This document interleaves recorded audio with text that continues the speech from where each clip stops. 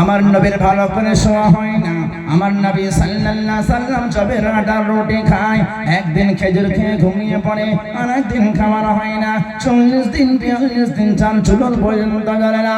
সেই বিশ্বনবী মুহাম্মদ আরবি সাল্লাল্লাহু সাল্লাম রুকানা যখন ফাইটিং করতে আসে, ওর ফাইটিংটা রোকার পরে প্রতিরোধ করে নিলেন, আর রুকানাকে আস্তে করে শূন্য চাগিয়ে বুকে জড়িয়ে মাটিতে চিৎপাত করে ফেলে দিলেন। বলেন সুবহানাল্লাহ, জোরে বলা যাবে সুবহানাল্লাহ। যে করেছিল উৎপাত এখন হলো, আমি বললাম আপনি বললেন, যে করেছিল উৎপাত এখন কি হলো বলে চিৎপাত। আল্লাহর রাস্তায় এটাই বোঝানো হয়, খাওয়ায় কিছু হয় না, তোমার কারবারে কিছু হয় না, তোমার রোজগারে কিছু হয় না, মেডিসিনে কিছু হয় না, কাতে হয় আল্লাহ যা চাইবে। রুকানা কম খেয়ে এসেছিল, কিশমিশ খেজুর আঙ্গুর যা সব খেয়ে এসেছিল, কিন্তু চিৎপাত হয়ে গেছে। এবারে বলুন, যখন রুকানার মতো বীর পালওয়ান চিৎপাত হয়ে পড়ে গেছে, ওর দর্শকের হাততালি বাজাবে? হাততালি বাজবে? স্বপ্ন দেখছি নাকি? রুকানা কি হেরে গেল? রুকানা লজ্জায় পড়ে গেছে। নবীকে বলে, নবী মুহাম্মদ আমাকে আর একবার চান্স দেওয়া হোক, জাস্ট ট্রাই করেছিলাম আমি। কি বলছে এবারে? জাস্ট ট্রাই করেছিলাম। এবারে কথা শুনতেই হবে, ওখানে তো রেফারি নেই, সে যা গল্প একদিকে গল্প হবে। তো মুহাম্মদ চিন্তা করলেন, ঠিক আছে সুযোগ এবার দিয়েই হোক। নবী সুযোগ দিয়েছে, ঠিক আছে আর একবার যাও। আর দর্শক সফর করছে না, আর একবার সুযোগ দেওয়া হোক। আমাদের গুরু এই মাত্র প্র্যাকটিস করছে, মাত্র গুরু আবার গেছে। রুকানা আবার ছুটে ছুটে ছুটে আল্লাহর নবীর দিকে যখন অগ্রসর হয়, বিশাল তীব্র গতি দেবে নিজের মুখ কানে ফাইটিং নিয়ে যখন ফাইটিং করার জন্য নবীর দিকে অগ্রসর হয়, আমার মুহাম্মদ সাল্লাল্লাহু আলাইহি সাল্লাম তিনি প্রতিরোধ করলেন। প্রতিরোধ করার পরে ওই রুকানার মতো বিখ্যাত পালওয়ানকে চাগিয়ে তুলে আবার জমিনে লুটিয়ে দিলেন। বলেন সুবহানাল্লাহ। কবার চিৎপাত হলো? দুবার চিৎপাত হয়ে গেল। এবারে লজ্জায় পড়ে গেছে, আর সময় চাবার কিছু নাই। কিন্তু যেহেতু একতরফা ফয়সালা, বাবরি মসজিদকে ছাড়তে হবে, ছাড়তে হবে, একতরফা ফয়সালা, আদালত সেও হয়ে গেছে হুকুমত। তো সেই জায়গায় সেই সময় এমন ছিল, সবাই বলছে না রুকানাকে আবার একবার সুযোগ দিতে হবে। রুকানা বলছে হ্যাঁ আমাকে আর একবার সুযোগ দেওয়া হোক। বিশ্বনবী চিন্তায় পড়লেন কি করবো, সুযোগ দেবো কিনা। নবী বলছেন ঠিক আছে তোমাকে আর একবার সুযোগ দেওয়া হবে। আবু বকর ভয় খেয়ে গেছে। কি খেয়ে গেছে? ভয় খেয়ে। কেন? ওদের দর্শক তো অনেক আছে, আর এনার দর্শক কি আছে? একাই আছে।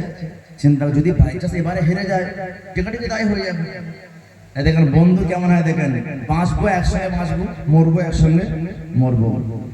ওই আবু বকরই একটা এমন বন্ধু, বদরের যুদ্ধে 313 আর হাজার এদিকে রয়েছে, সাহসকে জুগিয়েছিল রসুলকে। রসুল আর দোয়া করতে হবে না, ওই যে আপনি চেয়েছেন না, ওই যে আপনার চোখের পানি পড়ে গেছে, আল্লাহর আরশ কেঁপে গেছে। বলে সুবহানাল্লাহ। তাই শায়ের বলছে যে বদরের যুদ্ধের মতো, বলছে হার জং জিতে যায়েঙ্গে জঙ্গে বদর কি তরহ, हर जंग जीत जाएंगे जंगे बदर की तरह, बस एक दोस्त चाहिए अबू बकर की तरह। बोलो सुभान अल्लाह। ওই ফেসবুকে 6000 বন্ধু নিয়ে কাজে লাগবে না, ইনস্টাগ্রামে 10,000 বন্ধু, কোনো কাজে লাগবে না। ওই লাইক নাহলে বাইক নাহলে ফাইক, আর কিছু না। বন্ধু হতে হবে একটা পিওর বন্ধু, আবু বকরের মতো বন্ধু। আবু বকর बंधु, जान मांगो जान दे देंगे, मान मांगो मान देंगे, माल मांगो माल देंगे, जो मांगोगे वो दे देंगे। আবু বকর রাদিয়াল্লাহু আনহু বলছে ইয়া রাসূলুল্লাহ রুকানাকে আর সুযোগ দেবেন না। বলে কেন আবু বকর? বলছে রবি যদি এবারে হেরে যান কি হবে, ভয় লাগবে না? তখন আমার নবী বলছে আবু বকর রুকানা মাত্র দুবার সুযোগ নিয়েছে, যদি রুকানা আমার থেকে 40 বার সুযোগ নিয়ে নেয় আমি রাসূলুল্লাহ রুকানাকে 40 বার মাটিতে লুটিয়ে দেব, বলেন সুবহানাল্লাহ। এই হলো আমার নবীর ক্ষমতা। কে দিয়েছে বলেন? ইন হুয়া ইল্লা ওয়াহয়ুন ইউহা আল্লামাহু শাদীদুল কুওয়া। আল্লাহ বলেন কে? আল্লাহু লা ইলাহা ইল্লা হুয়াল হাইয়ুল কাইয়্যুম লা তাখুযুহু সিনাতুন ওয়ালা নাওম। আল্লাহ বলেন, ওই আল্লাহ, আল্লাহ ছাড়া কেউ মাবুদ নাই। আল্লাহু লা ইলাহা ইল্লা হুয়াল হাইয়ুল কাইয়্যুম, যিনি চিরঞ্জীব, যিনি অত্যন্ত স্টামলেস। আল্লাহ পাক কখনো ঘুমান না, এমনকি ঘুম তো দূরের কথা, ঝিমুনি পর্যন্ত আসে না, বলেন সুবহানাল্লাহ। তখন আবু বকরের সাহস চলে আসলো, ঠিক আছে রাসূল, আপনি আরেকবার সুযোগ দেন। রোকানাকে বলা হলো, রোকানা যাও, তুমি আরেকবার সুযোগ নাও। এটা কত নম্বরে হবে? 3 নম্বরে হবে। যখন 3 নম্বর রোকানা গেল, যখন রোকানা তৃতীয়বার আবার নবীর প্রতি সহায় দ্রুত গতিতে নবীকে আঘাত করার চেষ্টা করে, তৃতীয়বার আল্লাহ নবী কি করলেন? আবার চাগিয়ে বুকে জড়িয়ে ধরে আবার মাটিতে নিক্ষেপ করলেন, বললেন সুবহানাল্লাহ। যখন তৃতীয়বার নিক্ষেপ করে দিয়েছে, রোকানা আর থাকতে পারল না, রোকানা উঠে পড়েছে। উঠে পড়ার পর নবীকে জড়িয়ে ধরে বলছে, লা ইলাহা, জোরে বলুন, লা ইলাহা ইল্লাল্লাহ, লা ইলাহা ইল্লাল্লাহ, লা ইলাহা ইল্লাল্লাহ মুহাম্মাদুর রাসূলুল্লাহ সাল্লাল্লাহু আলাইহি ওয়াসাল্লাম। তার আবু জেহেল কি নিয়ত করেছিল?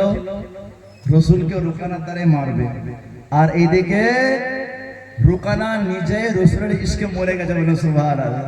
ইশকে পাগল হয়ে গেছে। আচ্ছা বলুন, যদি একটা বড় ডন, বড় হিরো কারোর ইশকে পাগল হয়ে যায়, তার দল আছে তো?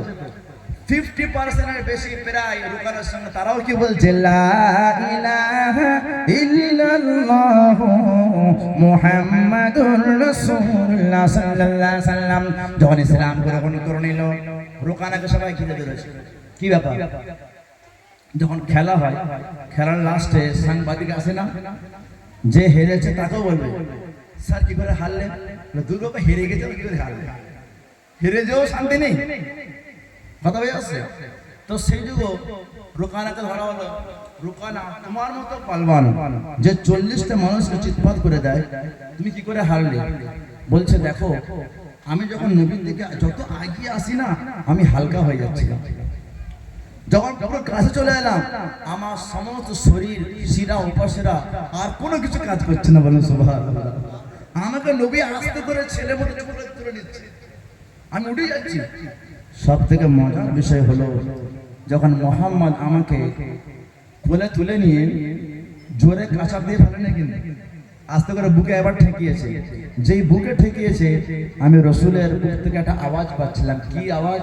আল্লাহু আল্লাহ, আল্লাহু আল্লাহ। ওই নামটা এত সুন্দর লাগছিল, আমাকে মাটিতে ফেলে দেওয়ার পরও যেন আমি মাটি থেকে শব্দটা পাচ্ছি, বলে সুবহানাল্লাহ। তো আমি দ্বিতীয় বাজার ট্রাই নিয়েছিলাম, আমি রসুলের প্রতি আঘাত করার জন্য নয়, আমি পারলে প্রথমেই কথা বলে নিতে পারতাম, কিন্তু ওই আল্লাহর নামটা আমাকে এত ভালো লেগেছে, আমার মন চাইলো আমি আরেকবার শুনবো। বললাম, রসুল আমাকে আরেকবার সুযোগ দেওয়া হোক। আমার রসুল বলে, তাই না, আরেকবার সুযোগ নাও। যখন দ্বিতীয়বার আমাকে করে নিলেন, উপরে তুললেন, আমি এই একবার ওই একই শব্দ আবার পেলাম, আমার মনটা ভরে গেল, বলে সুবহানাল্লাহ। আর সত্যি তাই, আল্লাহর নাম, আপনার মন যতই খারাপ হোক, আপনি খুব কষ্টে আছেন, খুব সমস্যায় আছেন, ওযু করেন, নামাজের মুসাল্লা বেতন 2 রাকাত নামাজ পড়ুন, বসে বসে শুধু আপনি কিচ্ছু পারেন না, কোরআন পড়া জানেন না, বড় বড় দুরূদ মুখস্থ নয়, লম্বা লম্বা দোয়া মুখস্থ নয়, আল্লাহ তো বলতে পারবেন, শুধু আল্লাহ আল্লাহ আল্লাহ আল্লাহ আল্লাহ আল্লাহ আল্লাহ আল্লাহ।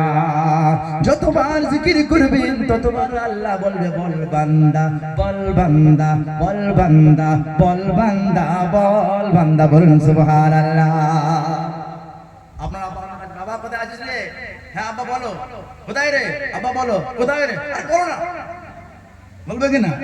কিন্তু আল্লাহ তো মায়া, আল্লাহ এত দয়া, আপনি যতবার ডাকবেন আল্লাহ বলবে বল বান্দা, বল বান্দা, কি চাই বান্দা, কি দরকার বান্দা, কি দেব বান্দা, কি তোমার চাই বলো। আল্লাহ বারবার ফাজকুরুনি আযকুরুকুম, তুমি আমার জিকির করো, আল্লাহ বলছে আমি তোমার জিকির করব, বলে সুবহানাল্লাহ।